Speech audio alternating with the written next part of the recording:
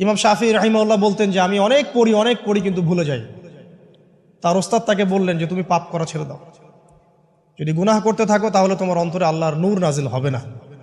ঠিক আছে, গুনাহ মুক্ত অন্তর নিয়ে ইলম চর্চা